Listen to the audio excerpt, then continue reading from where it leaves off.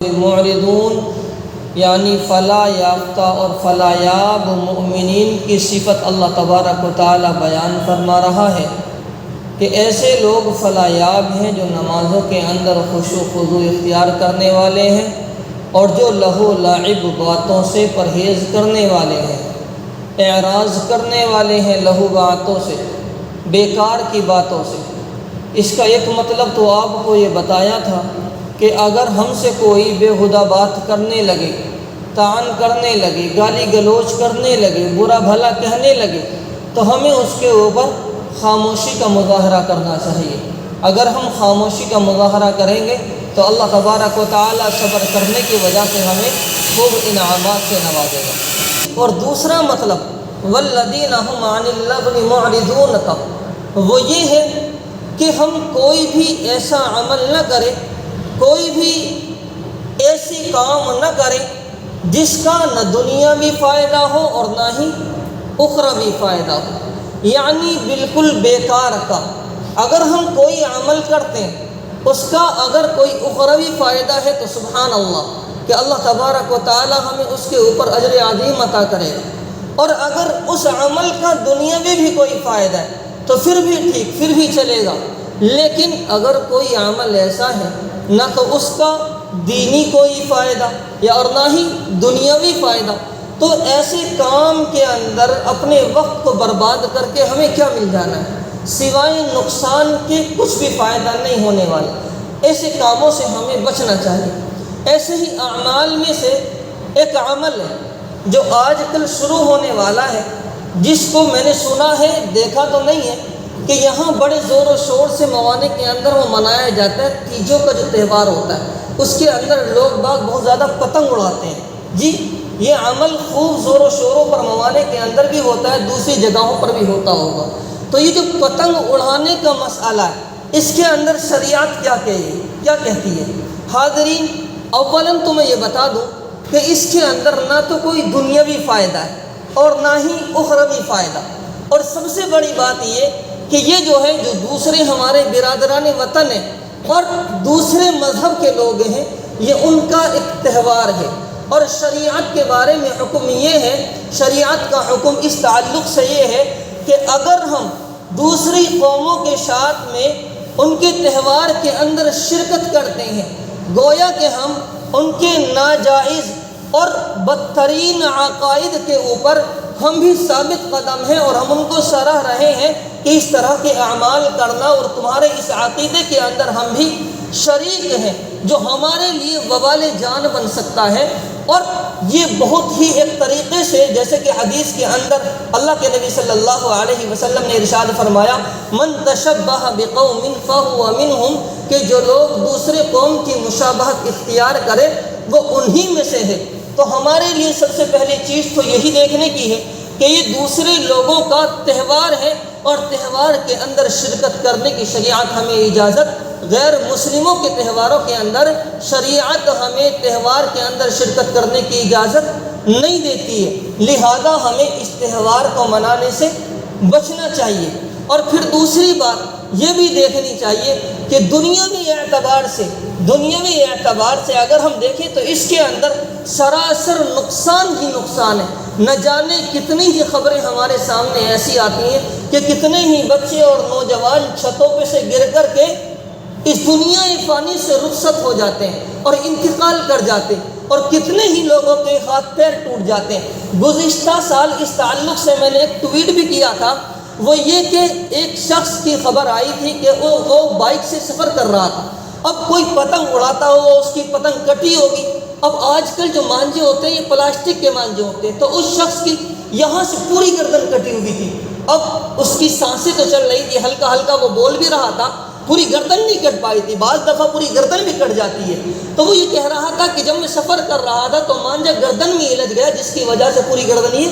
کٹ گئی، ادھر سائڈ سے کٹی ہوئی تھی وہ گردن۔ ٹویٹر پہ ابھی بھی وہ موجود ہے۔ کتنے ہی حادثات ایسے ہوتے ہیں کہ بندہ کوئی سواری پر سفر کر رہا ہے اور پتنگ اڑ کر کے آتی ہے جو کٹی ہوئی ہوتی ہے، گردن میں الجھ گئی، بچہ آگے بیٹھا ہوا اس کی گردن میں الجھ گئی، اور وہ دھاردار منجا ہوتا ہے جس کی وجہ سے انسان کی جان تک چلے جانے کا خطرہ ہوتا ہے۔ تو ایسے کام جس کی وجہ سے جان جانے کا خطرہ ہو، اپنی بھی جان کا خطرہ لگا ہوا ہو، دوسروں کی جان کا خطرہ لگا ہوا ہو، ایسے کاموں سے تو ہمیں بالکل ہی بچنا چاہیے۔ اس سے اپنا بھی نقصان اور دوسروں کا بھی نقصان کرنا لازم آتا ہے۔ اور پھر ہمیں اس کے ذریعے سے سوائے دشمنیوں کے اور ایسے ہی سوائے دنیا کے اندر جھگڑے اور فسادات پھیلانے کے اور کوئی ہمیں اس کے ذریعے سے حاصل نہیں ہونے والا، لہذا اس کام سے ہمیں بچنا چاہیے۔ یہ بھی اس آیت کے زمرے کے اندر داخل ہوتا ہے، والذین هم عن اللغو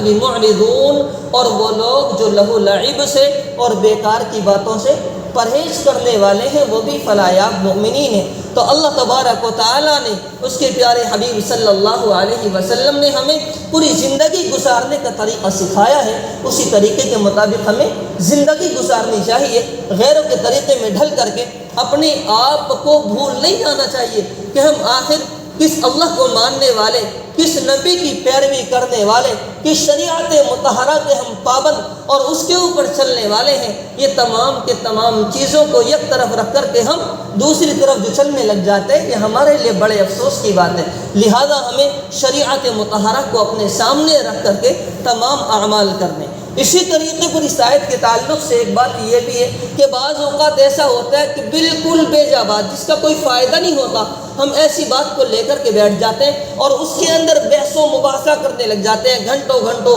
یہاں تک کہ کئی گھنٹے اس کے اندر گزر جاتے ہیں اور کوئی فائدہ اس کا نہیں ہوتا ہے۔ مثلا حضرت مفتی تقی عثمانی صاحب ایک مرتبہ فرما رہے تھے، ان کی کتاب کے اندر بھی یہ واقعہ لکھا کہ میرے پاس ایک جگہ سے فون آتا ہے، بہت سے لوگوں کے مفتیان کرام کے پاس فون آتے رہتے ہیں مسائل پوچھنے کے لیے۔ تو ایک بندہ پوچھتا ہے کہ حضرت ایک مسئلہ آپ سے دریافت کرنا ہے۔ کہا بھائی کیا بات ہے، بتائیے کیا مسئلہ ہے۔ تو جب انہوں نے معلوم کیا تو وہ کہنے لگے کہ حضرت مسئلہ یہ ہے کہ ہمیں بتائیں کہ اصحاب کہف کے کتے کا رنگ کیسا تھا، اصحاب کہف کے کتے کا رنگ کیسا تھا۔ حضرت نے پوچھا کہ اللہ کے بندے اب یہ تو بتاؤ آخر آپ کے دماغ میں یہ سوال آیا کیسے؟ وہ کہنے لگا کہ ایسے ہی دو چار لڑکے بیٹھے ہوئے تھے، بحث و مباحثہ ہونے لگا، بات چیت لمبی ہو گئی تو یہ سوال آ گیا ایک دم درمیان میں، اس وجہ سے اس سوال کا جواب حاصل کرنے کے لیے میں نے آپ کے پاس فون لگا دیا۔ تو حضرت نے کہا اللہ کے بندے مجھے بتاؤ، اگر میں آپ کو اس سوال کا جواب دے بھی دوں، اگر میں اس سوال کا جواب آپ کو دے بھی دوں تو اس سے آپ کا کیا حاصل نکلے گا، کیا فائدہ ہوگا بتائیں؟ کوئی دنیاوی مفاد اس سے جڑا ہوا ہو یا آخرت کا کوئی فائدہ اس کے ساتھ میں جڑا ہوا ہو؟ جب جس کام کا نہ دنیا میں کوئی فائدہ نہ آخرت میں فائدہ، تو ایسے کام کرنے سے